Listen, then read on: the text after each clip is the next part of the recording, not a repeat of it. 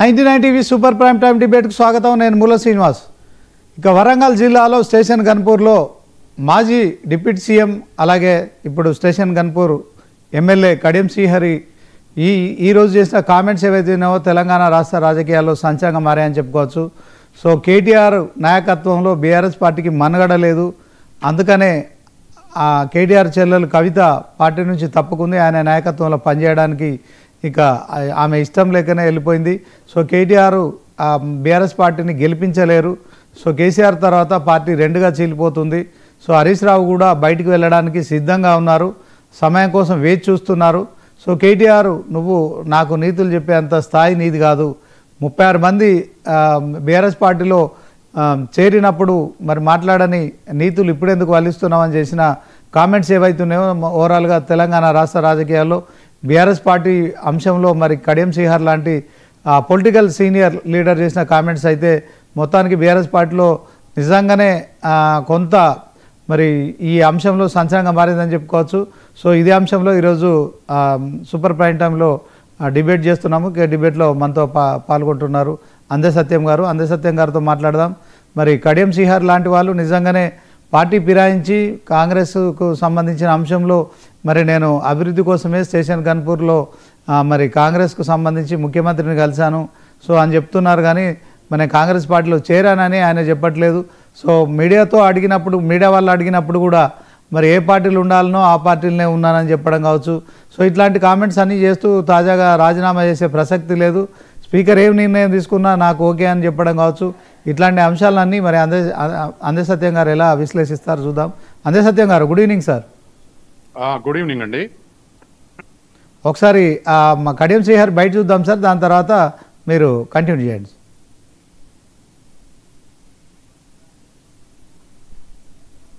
కేటీఆర్ నాయకత్వము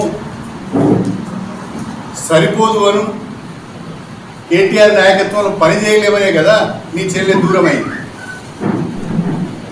నీ నాయకత్వం పైన నమ్మకం లేదనే కదా హరీష్ రావు గారు బాధపడుతున్నారు. ఇవాళ బీఆర్ఎస్ పార్టీలో ఉన్న అనేక మంది నాయకులు కేటీఆర్ నాయకత్వంలో బీఆర్ఎస్ గెలిచే పరిస్థితి లేదు. కేటీఆర్ది ఐరన్ లెగ్, ఈయనతో కలిసి ప్రయాణం చేయలేమని చెప్పి ఆలోచిస్తున్నారు. ఈ విషయం తెలిసిన కవిత ముందుగానే సర్దుకొని కేటీఆర్ నాయకత్వంలో పనిచేయలేము, కేటీఆర్తో కాదు అని చెప్పి ఆమె పక్కు తప్పుకున్నాడు. హరీష్ రావు గారు కూడా సమయం కొరకు, సందర్భం కొరకు చూస్తున్నాడు. ఆయన ఏ రోజు ఆయనకు కూడా కేటీఆర్ నాయకత్వం పైన నమ్మకం లేదు. కేసీఆర్ ఉన్నాడు కాబట్టి ఆపుతున్నాడు. కేసీఆర్ ఉన్న రోజు మాత్రమే ఆయన కేటీఆర్ నాయకత్వంలో పనిచేస్తాడు. తర్వాత ఆయన దారి ఆయన చూసుకుంటాడు. ఆ తర్వాత టీఆర్ఎస్ ముక్కలు చెక్కలేదు. నీ పార్టీని సరిదిద్దుకోలేక, నీ కుటుంబాన్ని సరిదిద్దుకోలేక అహంభావంతో, అహంకారంతో, బల్పుతో మాట్లాడడం సరైంది కాదు. అహంకారంతో, బల్పుతో మాట్లాడినంత మాత్రాన నాయకుడు అవుతాడు. ఓకే సత్యం గారు. ఎస్. సో వరంగల్లో మరి చాలా senior politician Kadiyam Srihari deputy సీఎంగా పనిచేశారు, మంత్రిగా పనిచేశారు. సో ఆయన ఎమ్మెల్యేగా కూడా బీఆర్ఎస్ పార్టీ బీఫామ్పై గెలిచారు స్టేషన్ గన్పూర్ నుంచి. సో ఆయన కూతురు మరి లోక్సభ ఎంపీగా గెలిపించుకునేందుకు కాంగ్రెస్ పార్టీ కండవ కప్పుకున్నారు, కూతురు కోసం ప్రచారం చేశారు, గెలిపించారు. ఇప్పుడు ఈ పార్టీ ఫిరాయింపు అంశము ఫైనల్ స్టేజ్ చేరుకుంటున్న క్రమంలో ఆయన చేసిన కామెంట్స్ మనం ఎట్లా చూడొచ్చు అంటారు, ఏం చెప్తారు? ఖచ్చితంగా ఒక్క కడియం శ్రీహరే కాదు, ఇప్పుడు బీఆర్ఎస్ నుంచి కాంగ్రెస్ చేరుకున్నటువంటి వాళ్ళే కాదు, లేదా గతంలో కాంగ్రెస్ మిగతా ఎమ్మెల్యేలని బీఆర్ఎస్ చేసుకుంది. ఎవరు ఈ దేంట్లో చేర్చినా ఒక పార్టీ తరఫున గెలిచి మరొక పార్టీలో చేరటం అనేది మోరల్గా కరెక్ట్ కాదు. ఇది ఆయా పార్టీలు సమర్థించుకోవటానికి రకరకాల కారణాలు చెప్తాయి. అట్లాగే సభ్యత్వం రద్దు చేయడానికి రకరకాల రాష్ట్రాల్లో వాళ్ళకు అనుగుణంగా స్పీకర్లు నిర్ణయం తీసుకుంటున్నారు. సపోజ్ స్పీకర్ ఉన్న పార్టీ నుంచి మారారనుకోండి, వేటేస్తారు. అవతల పార్టీ నుంచి స్పీకర్ ఉన్న పార్టీకి వచ్చారనుకోండి, సమయం గడుపుతా ఉన్నారు. అట్లా 5 ఏళ్ళు డ్రాగ్ అయినటువంటి రాష్ట్రాలు కూడా ఉన్నాయి.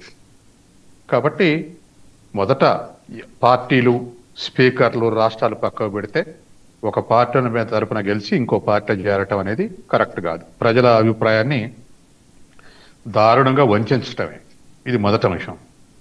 ఇక తెలంగాణ విషయానికి వస్తే కడియం శ్రీహరితో పాటు ఇంకో 10 మంది బీఆర్ఎస్కు దూరం అయ్యారు.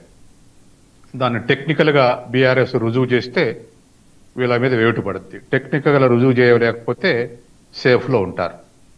అంటే ఒకవేళ శాసనసభలో విప్ జారీ చేసి వాళ్ళకు వ్యతిరేకంగా ఇంకో పార్టీకి ఓటేస్తే ఇటువంటివన్నీ లేవు ఇప్పుడున్నటువంటి ఆటలలో. అట్లాగే రెన్యువల్ అవుతున్న లిస్టులో కూడా ఇప్పటికి కూడా కంటిన్యూ అవుతున్నటువంటి స్టాట్యూటరీ లిస్టులో వీళ్ళందరూ బీఆర్ఎస్ లిస్టులే కొనసాగుతున్నారు. ఇటువంటి ఏమైనా సేవ్ చేయవచ్చు కూడా వాళ్ళని చెప్పలేము. కానీ బయట సభలలో ప్రచారం చేయటం, కండవలు కప్పుకోవటం, ఇవన్నీ కూడా ఆ రోజుకు ఒక విధంగా, వారానికి ఒక విధంగా కూడా చేయొచ్చు. కాబట్టి అది శాసనసభ పరిధిలోకి వస్తుందా, స్పీకర్ పరిధిలోకి వస్తుందా అనేది రెండవ అంశం. ఇక కడియం శ్రీహరి విషయానికి వస్తే కడియం శ్రీహరి ఇట్లాగనే అంటున్నాడు, ఏది నేను రాజీనామా చేసే ప్రసక్తి లేదు, స్పీకర్ నిర్ణయానికి వదిలేస్తున్నాను. ఏదైనా టెక్నికల్గా ఏదైనా 1-2 విషయాల్లో సేవ్ కావచ్చు అని ఆయన కాన్ఫిడెన్స్ ఉంటే ఇట్లా మాట్లాడే అవకాశం ఉంది. నేను కేవలం ప్రచారం చేస్తే నాది శాసనసభ్యత్వం రద్దు కాదు, టెక్నికల్గా నేనేం బీఆర్ఎస్కు వ్యతిరేకంగా విప్ జారీ చేస్తే వ్యతిరేకంగా ఓటేయలేదు అని క్లెయిమ్ చేసే అవకాశం ఉంది. కానీ కూతురు పోటీ చేసినప్పుడు ప్రపోజ్ చేయడంలో లేదా బలపరచడంలో సంతకం ఉందని అంటున్నారు. అది చూస్తే కొంత హార్డిల్ ఫేస్ చేయాల్సి వస్తుంది. ఇక ఇప్పుడు ఇవాళ కేటీఆర్, కడియం శ్రీహరి అన్నప్పుడు సహజంగానే కేటీఆర్ అగ్రెసివ్గా మాట్లాడుతుంటాడు. ఈ అగ్రెసివ్నెస్ చాలా నష్టం చేస్తుంది. తనకైనా పెద్దోళ్ళ మీద మాట్లాడినప్పుడు నష్టం చేస్తుంది. అది ఒక కేటీఆర్ఏ కాదు, ఏ నాయకుడికైనా, ఏ పార్టీలో ఏ నాయకుడికైనా వర్తిస్తుంది. కింద వయసులో ఉన్న వాళ్ళు పెద్దవాళ్ళని విమర్శిస్తే అదే అంతగా రిసీవ్ చేసుకోరు, ఏదైనా మరీ వ్యతిరేకత తప్పులు చేస్తే తప్ప. ఏదేమైనా కడియం శ్రీహరి సీనియర్ నాయకుడు. ఇప్పుడున్నటువంటి పరిస్థితుల్లో కడియం శ్రీహరి పార్టీ మారి డ్యామేజ్ అయ్యింది అనుకుంటే బీఆర్ఎస్ నాయకత్వం కూడా డ్యామేజ్ అయి ఉన్నది. అనేక కేసులు, మరీ సెకండ్ టర్మ్ గవర్నమెంట్లో అనేక కేసులు రావటం, ఎంక్వైరీలు జరగటం, తర్వాత కేటీఆర్ మరీ ఇండివిజువల్గా ఇంకొంత డ్యామేజ్ ఎక్కువ అయి ఉంటాం. కాస్త హరీష్ రావు క్రెడిబిలిటీ ఉందంటే కవిత విమర్శలతో అది కూడా డిజపేర్ కావటం, తర్వాత పార్లమెంట్లో 0 రావటం రిజల్ట్, ఇవన్నీ కూడా బాగా డిఫెన్స్లో ఉంది బీఆర్ఎస్ నాయకత్వం. ఇప్పుడు ఈ కడియం శ్రీహరిని విమర్శిస్తే ఇక్కడ బెనిఫిట్ వస్తుందా అనేటువంటిది ఒక ప్రశ్న. ఎందుకు ప్రశ్న అంటే, అవతల వైపు రాజయ్య అనుకుంటే రాజయ్యను డ్యామేజ్ చేసిందే బీఆర్ఎస్. ఆరోగ్య శాఖ మంత్రి గుండి లంచాలు తీసుకుంటుండనే పేరు మీద మంత్రివర్గం నుండి డిస్మిస్ చేశారు. అప్పట్లో దళితులు కూడా చాలా అపోజ్ చేశారు. రాష్ట్ర వ్యాప్తంగా దళితులని మీరు అసలు ఎవరు అవినీతికి పాల్పట్టలేదు, రాజయ్య మీకు దొరికిండా అని చెప్పేసి ఎట్లా తొలగిస్తారు మంత్రివర్గం నుంచి అని చెప్పేసి చాలా విమర్శలు వచ్చినాయి. రాజయ్య కూడా విమర్శలు చేసి ఉండుకొని. ఆ తర్వాత మరొక వైపు రాజయ్యని అనేక ఛానల్స్ ఇండివిజువల్గా ఒక సర్పంచ్, లేడీ సర్పంచ్ విషయంలో బాగా డ్యామేజ్ చేసినాయి ఆయన్ని కూడా, రాజయ్య గారిని కూడా. కాబట్టి అటువైపు ఇటువైపు కూడా ఇలా పార్టీ మారిన డ్యామేజ్ అయితే కొన్ని అనేక విషయాల్లో బీఆర్ఎస్ఏ రాజయ్యని డ్యామేజ్ చేసి ఉంచింది. ఇప్పుడు ఇద్దరి మధ్య డ్యామేజ్ల మధ్యనే పోటీ జరిగేటట్టుగా ఉంది. ఒకళ్ళు ఎక్కువ డ్యామేజ్ అయ్యారు, ఒకళ్ళు కొంచెం తక్కువ డ్యామేజ్ అయ్యారు. కాబట్టి ప్రజలు ఇద్దరి విషయంలో ఏం ఆలోచిస్తున్నారు అనేటువంటిది ప్రజల మీద ఆధారపడి ఉంది. కానీ అది ఎన్నికప్పుడు. ఇప్పుడు విమర్శించుకోవటం దరిదాపు కేటీఆర్ ఏ లాంగ్వేజ్లో మాట్లాడి అదే లాంగ్వేజ్లో ఇవాళ కడియం శ్రీహరి కూడా రియాక్ట్ అయ్యారు. అలా ఇండివిజువల్గా అసాసినేషన్ చేసుకోవటం వల్ల ఎవరు అప్పర్ హ్యాండ్ గారు, ఇద్దరు డ్యామేజ్ అవుతారు. కాబట్టి దానికి దారి తీసేటువంటి అవకాశం ఉంది.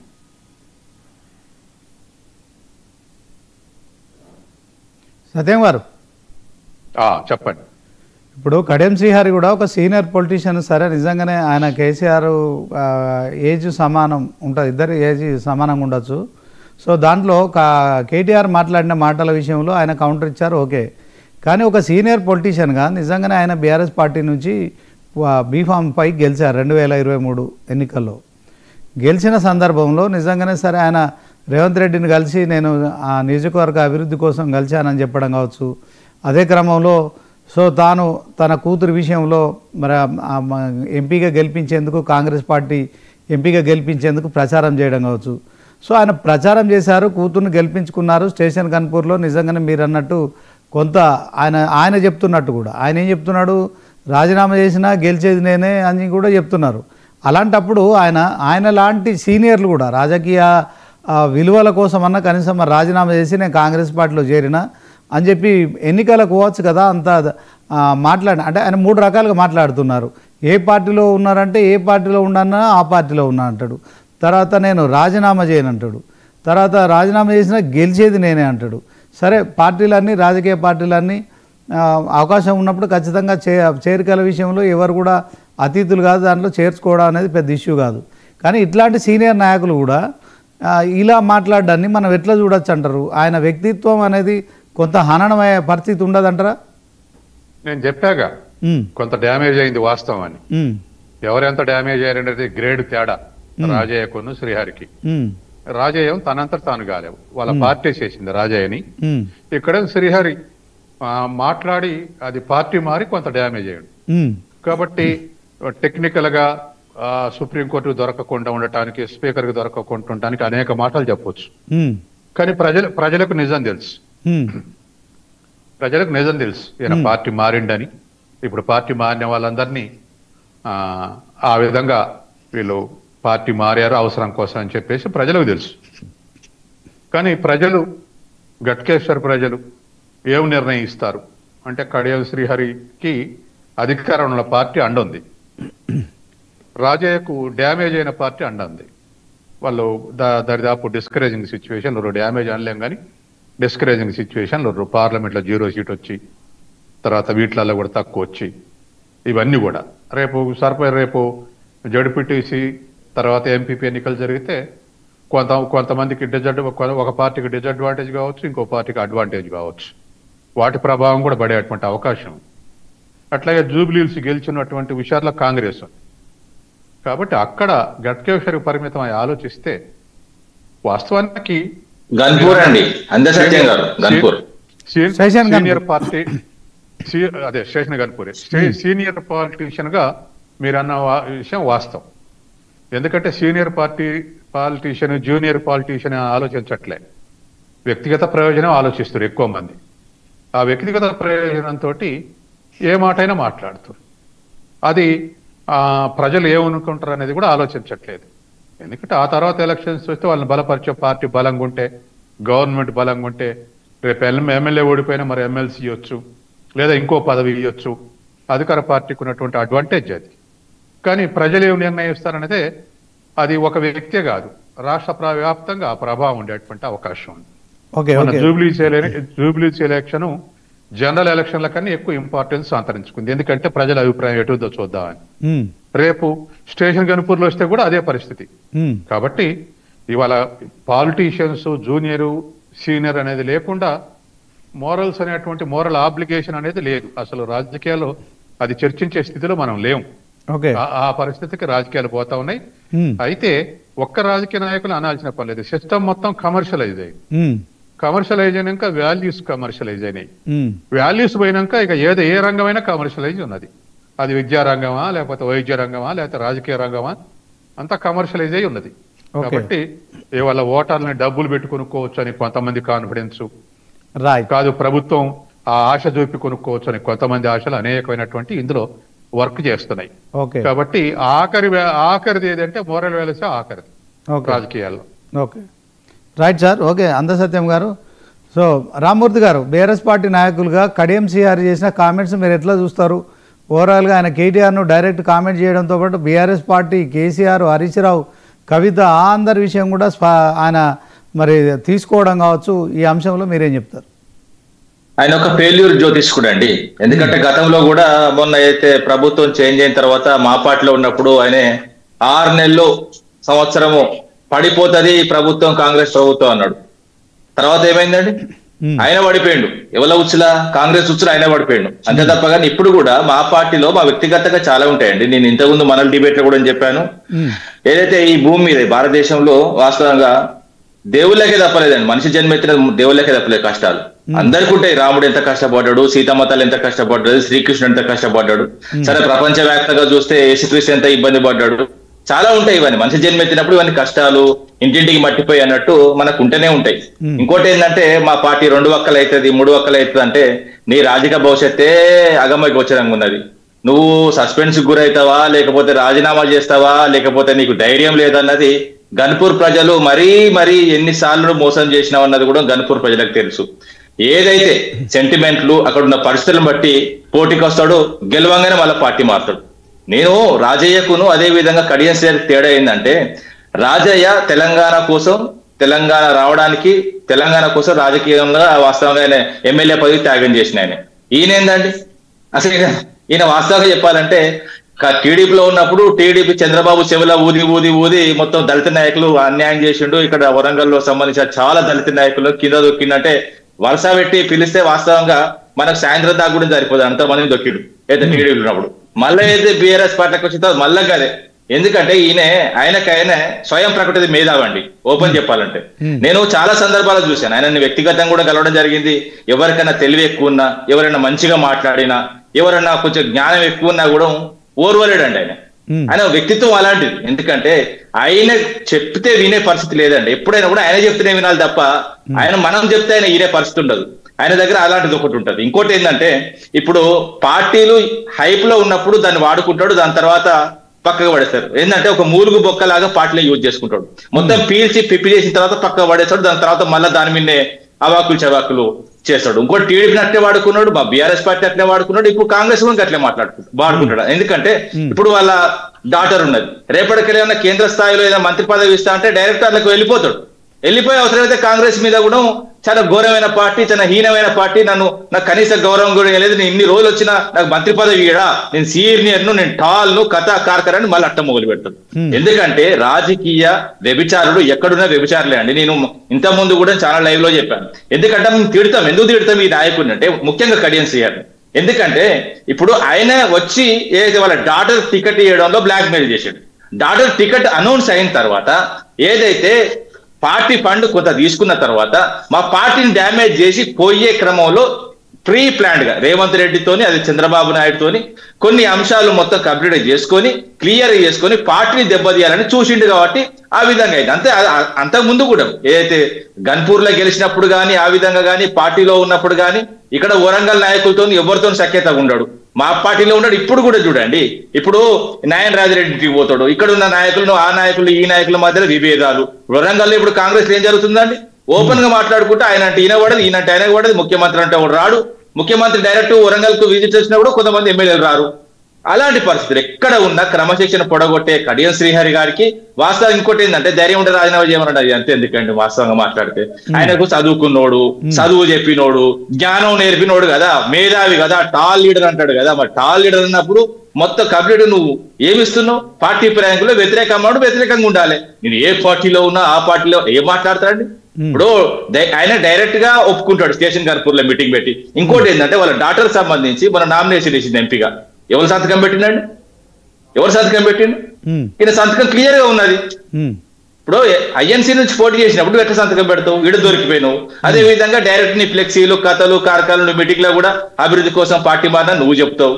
ఇప్పుడు డైరెక్ట్ గా దొరికిపోయిన దొంగ ఇంకా నేను దొంగతనం చేయలేదు, నేను మంచి లీడర్, నీతివంతుణ్ణి, న్యాయవంతుణ్ణి, నేను పుట్టిన తర్వాత న్యాయం పుట్టిన తర్వాత నేను పుట్టింది అంటే ఎవరు నమ్ముతారండి?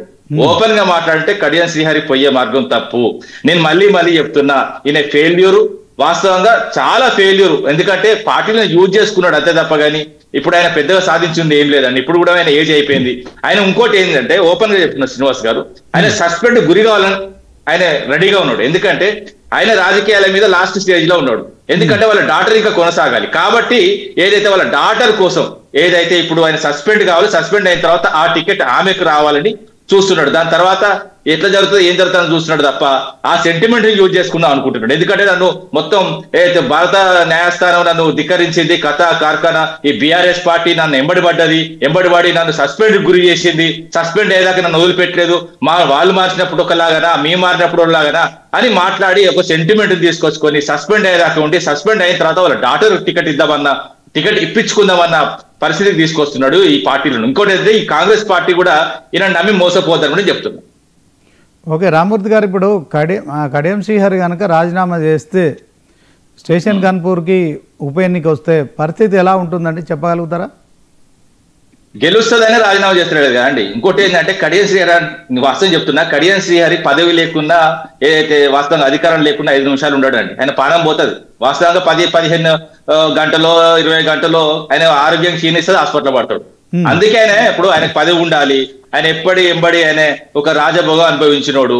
ఆయన ఏంటంటే సరే ఒక దళిత బిడ్డ పైకి వచ్చిండు, కథా కార్ఖానా దాన్ని నిరంటలేదు. కానీ దళిత నాయకుడు ఏ విధంగా ఉండాలండి? ఒక దళిత నాయకుడు వచ్చిన తర్వాత ఇంకో దళిత నాయకుని ఎదుగనియాలి. ఇక్కడ ఉన్న కొంతమంది మిత్రులు, నాకు దగ్గర మిత్రులను కూడా ఏదైతే అనగదొక్కిన పరిస్థితి కూడా ఉన్నది. నువ్వు ఎంపీగా పోటీ చేస్తావు నీకు ఏమున్నది అని కూడా అడిగిన రోజులు ఉన్నాయి. ఇప్పుడు వాళ్ళు గెలిచినప్పుడు వాళ్ళు ఉన్నప్పుడు ఇప్పుడు వాళ్ళ యవ్వనంలో వచ్చిన లీడర్లు ఏ విధంగా వాళ్ళు ఎదగనిచ్చిళ్ళు. ఇప్పుడు వాస్తవంగా ఇలాంటి లీడర్లు అంటే కడియం శ్రీహరి లాంటి లీడర్లు ఒకవేళ కడియం శ్రీహరి రాజకీయం చేసినప్పుడు అంటే వీళ్ళు కార్పొరేటర్ కాదు కదా, వార్డు నెంబర్ కూడా కాకపోరండి. మొత్తం తొక్కి పడేయాలి. సెకండ్ జనరేషన్ చంపిన లీడరు. వాస్తవంగా తెలుసుకోండి, గణపూర్ లో సెకండ్ జనరేషన్ ఎట్లా చంపిండు, హన్మకొండలో ఎట్లా చంపిండు, వాళ్ళ ముఖ్యంగా వాళ్ళ సామాజిక వర్గంలో ఎంతమంది నాయకులు చేసి చూపెట్టమనండి కడియం శ్రీహరిని? ఒక్కరిని కూడా పైకి రానియాలి. ఓకే రామ్మూర్తి గారు, ఇప్పుడు ఇలాంటి వాళ్ళు కామెంట్ చేయడం అంటే కేసీఆర్కు మొదటి నుంచి అంటే అసెంబ్లీ ఎన్నికల తర్వాత ప్రతిపక్ష పాత్రకు, తర్వాత లోక్సభలో ఒక సీటు కూడా గెలుచుకోకపోవడం, తర్వాత మరి కన్న కూతురు కవిత పార్టీకి ఎమ్మెల్సీ పదవికి రాజీనామా చేయడం, హరీష్ రావు లాంటి వాళ్ళపై కామెంట్ చేయడము. సో ఇప్పుడు కడియం లాంటి వాళ్ళు సీనియర్లు కూడా మరి కేసీఆర్ గురించి, కేసీఆర్ ఉన్నంతసేపే హరీష్ రావు ఉంటాడు, కేసీఆర్ తర్వాత హరీష్ రావు ఆయన దారి ఆయన చూసుకుంటాడు, కేటీఆర్కు నాయకత్వ లక్షణాలు లేవు, ఆయనతో పార్టీ నడపదు, ఆయనతోని బీఆర్ఎస్ పార్టీ ఓటమి తప్ప విజయం తెలియదని చెప్పడం కావచ్చు. సో ఇవన్నీ మాట్లాడుతున్న నేపథ్యంలో ఈ ఇంపాక్ట్ అనేది ఉండదా బీఆర్ఎస్ పార్టీ పైన? ఈయన కడియం శ్రీహరి బీజేపీ పోయిన తర్వాత కాంగ్రెస్ మీద కూడా ఇదే మాట్లాడతాడు. రాహుల్ గాంధీకి నాయకత్వ లక్షణాలు లేవు, ఆయన నడపలేడు, సోనియా గాంధీ దేశం ఆమె కాదు, ఆయన కూడా స్థానిక మొత్తం ఖచ్చితంగా మోసింది పార్టీ కథా కార్యక్రమం మాట్లాడతారు. ఇంకొకటి ఏంటంటే ఇప్పుడు ఈయన వ్యవహార శైలి పూర్తిగా ఏంటంటే మా పార్టీ గురించి ఎందుకండి నాకు అర్థం అవట్లేదు. సరే ఇప్పుడు ఆయన రాజీనామా గురించి అంశం, ఆయన రాజీనామా చేస్తాడా చేయొద్దా చెప్పాలి. ఇప్పుడు మా పార్టీ ముక్కలైతుంది, మా పార్టీ హరీష్ రావు గారు అటు పోతాడు, హరీష్ రావు గారు ఇటు పోతాడు. హరీష్ రావు గారి మీద వాస్తవం చెప్పాలంటే 2001 నుంచి ఇదే కుక్కలు మోరుగుతున్నాయి. కానీ హరీష్ రావు గారు ఒక కరుడు గట్టిన కార్యకర్త. కేసీఆర్ సార్ కింద కూర్చుంటాడు, పైన కూర్చుంటే అక్కడ ఉప ఎన్నికలు వస్తే గెలిపించుకొని రమ్మంటే గెలిపించుకొని వస్తాడు. మరి వీళ్ళలా కాదు కదా అండి. ఇప్పుడు వీళ్ళు మొత్తం అధికారం కోసం, అదే విధంగా వీళ్ళు సంపాదించిన పైసల కోసం, అదే విధంగా ఒక కూతురు కోసం రాజకీయ వ్యభిచారిగా మారిపోయిన వాస్తవంగా కడియం శ్రీహరి గురించి మాట్లాడుకోవడం అంత ఇంకోటి వాస్తవంగా అంత టైం వేస్ట్ ఇంకేది ఉండదండి. ఇంకోటి ఏంటంటే మా పార్టీ ఆ ముక్కలైతుందా చెక్కలైతుందా అని మాట్లాడితే మరి ఇప్పుడు వాస్తవంగా మీ పార్టీలో కూడా జరిగినాయి కదా, మీ కుటుంబాలు కూడా జరిగినాయి కదా. ఇప్పుడు ఏదైతే మేనకా గాంధీ పరిస్థితి ఏంటంటే ఏ పార్టీలో ఉన్నది, ఇప్పుడు సోనియా గాంధీ ఇప్పుడు ఆమె గురించి కూడా మాట్లాడితే అవి కూడా ఉన్నాయి కదా అండి. ఇప్పుడు ఆ కుటుంబాలలో ఎవరైనా కలహాలు ఉంటాయి. ఇప్పుడు ఎవరైనా ఏ పార్టీ అయినా పెట్టుకోవచ్చు, సపరేట్ గా నడుపుకోవచ్చు. కానీ ఒక్కరిని శక్తిహీనం చేసి నేను చెప్తున్నా కదా, కడియం శ్రీహరి అనే వ్యక్తి ఆయనే మేధావు అనుకుంటాడు తప్ప మిగతా వాళ్ళంతా మేధావులు కాదు అని ఆయన స్ట్రాంగ్ గా ఒకటి వేసుకున్నాడు బ్రెయిన్ లో. అది తీసేసే రోజులు గన్పూర్ లో పోటీ చేసేది తెలుస్తుందండి. గన్పూర్ లో ఆయనే పోటీ చేయాలి. నేను చెప్తున్నా కదా, ఆయనే రాజీనామా చేసి నీతివంతుడు నిజాయితీవంతుడు ఒకవేళ కడియం శ్రీహరిలో నిజంగా ప్రవహించేది తెలంగాణ నెత్తురైతే రాజీనామా చేయమనండి. రాజీనామా చేసిన తర్వాత నిజంగా ఎన్నికలు వచ్చినప్పుడు గెలిచి ఈ విధంగా మాట్లాడండి. మా బీఆర్ఎస్ పార్టీ గురించి ఎందుకంటే ఇప్పుడు వాస్తవం కాంగ్రెస్ పార్టీ గురించి చెప్పుకుంటాం. మరి ఇప్పుడు సున్నాలు వచ్చినాయి ఈ పార్టీకి, ఎంపీ ఇలా మొత్తం పార్టీ ఏం లేదంట. మరి నువ్వు ఉన్న పార్టీలు ఎన్ని సున్నాలు వచ్చినాయండి? 13 రాష్ట్రాల్లో సున్నా వచ్చిందండి కాంగ్రెస్ పార్టీకి.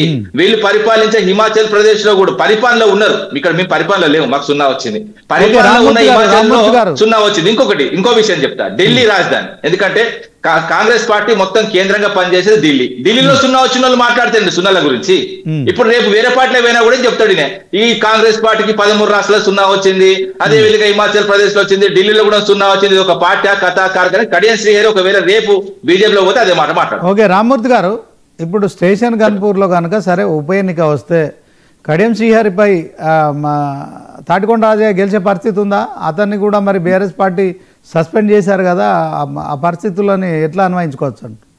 ఎప్పుడు సస్పెండ్ చేసినా మేము ఎప్పుడు సస్పెండ్ చేయలేదండి. వాళ్ళ పార్టీ నేను చెప్తున్నా, కాంగ్రెస్ పార్టీలో గెలిచి అదే విధంగా ఎమ్మెల్యేగా ఉన్న రాజన్న తెలంగాణ కోసం వచ్చిండు, చేరిండు, గెలిచిండు.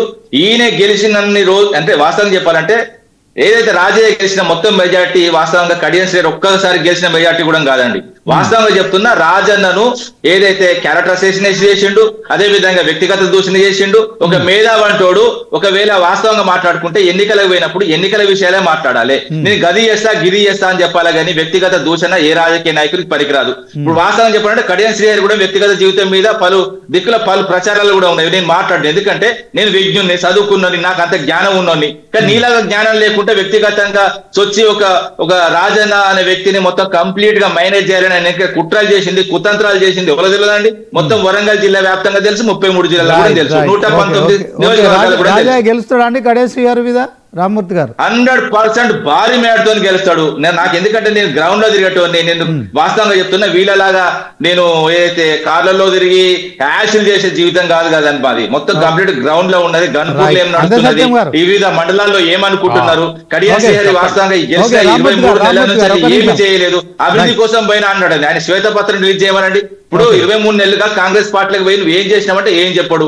ఆ శంకుస్థాపన అంటాడు, ఈ శంకుస్థాపన అంటాడు, రేపు ఇంకోటి. ఒకవేళ ఉప ఎన్నికలు అనుకుంటే మాత్రం మళ్ళోటి తీసుకొచ్చి మళ్ళీ 400 కోట్లు 500 కోట్లు అభివృద్ధి చేస్తానంటాడు. అది ఆడికే ఉంటది తప్ప ఏదైతే ఓడెక్కదాకా ఓడమల్లన్నా, ఓడెక్కిన తర్వాత బోడమల్ల అన్నట్టు ఈ వ్యవహారం ఉంటది. Right, okay. సత్యం గారు, ఫినిషింగ్ లో అంటే ఇట్లాంటి రాజకీయాలకు ముగింపు పలకడానికి ఖచ్చితంగా ఒక పర్మనెంట్ వ్యవస్థ అయితే ఉండాలి కదండి. రాజ్యాంగ సవరణ జరగాలంటారా? దీన్ని ఎట్లా చూడాలంట? ఇప్పటికే సవరణ తీసుకొచ్చిన వాళ్ళు బాధపడుతారు. ఎందుకంటే అమెరికాలో ఇటువంటిది ఉండదు. ఒక పార్టీ తరపున ఎన్నిక ఇంకో పార్టీకి కూడా ఓటేయచ్చు. మొన్న పార్లమెంట్ లో కూడా జరిగింది అమెరికన్ కాంగ్రెస్ లో. మొన్న ఏది షట్ డౌన్ సందర్భంగా దాన్ని పెద్ద నిషేధం కాదు. అట్లా నిషేధం కాదని ఎత్తెన్న వేయాలి. అట్లా కాదు, అమలు జరిగేటట్టయితే అప్పుడప్పుడు వెంకయ్య నాయుడు అంటూ ఉంటాడు, ఏది పార్టీ మారటంగానే ఇంకా వేరే వేటేయాల్సిన పని లేదు. ఒక ఉద్యోగస్తుడు రిటైర్ అయితే ఏ విధంగా అయితే ఆటోమేటిక్గా ఖాళీ అని వస్తుందో, లేదా ట్రాన్స్ఫర్ అయితే ఆటోమేటిక్ వేకెంట్ అని వస్తుందో, ఇది కూడా అట్లా ఆటోమేటిక్ గా వేకెంట్ చూపెట్టాలి అని అంటుంటాడు. కాబట్టి ఏదైనా చట్టం తీసుకొస్తే ఇంకే మినహాయింపు లేదు. 2/3 కాబట్టి కరెక్టు, లేదా రాజీనామా చేసి మళ్ళీ గెలిస్తే కరెక్టు, లేకపోతే ఇట్ట మారితే కరెక్ట్ కాదు. ఇవన్నీ అనవసరం. ఇవన్నీ ఏ పార్టీకి అనుగుణంగా ఆ పార్టీలు అన్వయించుకుంటున్నాయి. అవి ప్రతి పార్టీకి అది వెనక పాజిటివ్ నెగటివ్ విషయాలు ఉన్నాయి ఈ మార్పిడి విషయంలో. కాబట్టి ఒకటే ఉంచే స్ట్రింజెంట్ యాక్షన్ ఉండాలి. అంటే ఇంకా ఏ అవకాశం లేదు, పార్టీ మారితే రద్దు కావటమే అనేటువంటిది ఒకటే ఉండాలి.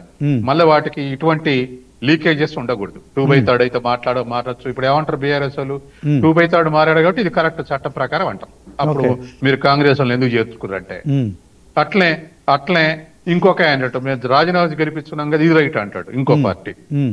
ఇవన్నీ ఇంకో పార్టీ అయినా నువ్వు ఇండిపెండెంట్ కూడా రాజీనామా చేసి మా పార్టీలో చేరొద్దు కానీ ఇండిపెండెంట్ కూడా మాకు సపోర్ట్ చేస్తుండే అంటారు. ఇవన్నీ రాజకీయాలు ఉన్నటువంటి లీకేజెస్, ఈ చట్టంలో ఉన్నటువంటి లీకేజెస్. కాబట్టి మారితే ఆటోమేటిక్ గా డీమ్డ్ టు బి వేకెన్సీ అనేటువంటిది రావాలి. ఇంకా దానికి ఏ లీకేజెస్ ఉండటానికి వీల్లేదు. మోరల్ గా కరెక్ట్ కాదు అనుకుంటే ప్రజలు అవి పట్టించుకోవట్లేదు.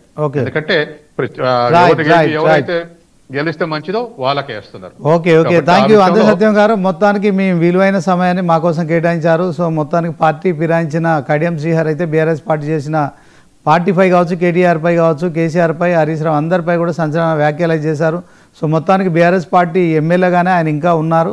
సో కాంగ్రెస్ పార్టీలో మరి ఆయన కూతురు కోసం ప్రచారం చేసినప్పటికీ కూడా ఇంకా తాను రాజీనామా విషయంలో కావచ్చు, అదే క్రమంలో స్పీకర్ తీసుకునే నిర్ణయం కోసం ఎదురు చూడడం అయితే కొంత విడ్డూరంగా అనిపిస్తుంది. ఇది వాళ్ళ సూపర్ ప్రైమ్ టైం డిబేట్. చూస్తూనే ఉండండి 99 టీవీ.